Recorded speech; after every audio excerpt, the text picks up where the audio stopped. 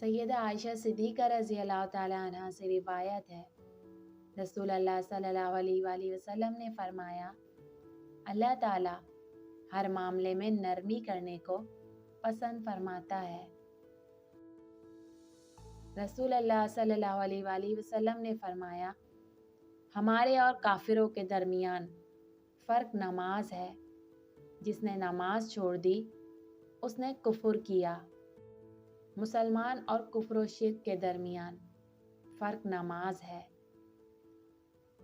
جس بندے نے لا الہ الا اللہ صرف اللہ تعالیٰ کی رضامندی حاصل کرنے کے لیے کہا، قیامت کے دن اس پر جہنم کی آگ حرام ہوگی۔ ایک شخص نے حضور صلی اللہ علیہ وآلہ وسلم سے پوچھا کہ کس کا اسلام سب سے بہتر ہے؟ تو آپ صلی اللہ علیہ وآلہ وسلم نے فرمایا کہ کھانا کھلاؤ اور جس کو جانتے ہو اور جس کو نہ جانتے ہو سب کو سلام کرو۔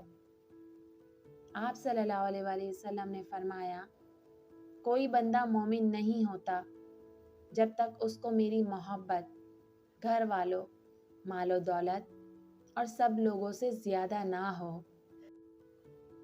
سیدہ انس رضی اللہ تعالیٰ عنہ سے روایت ہے کہ رسول اللہ صلی اللہ علیہ وآلہ وسلم نے فرمایا، وہ شخص جنت میں نہ جائے گا جس کا پڑوسی اس کے خطرات سے محفوظ نہ ہو۔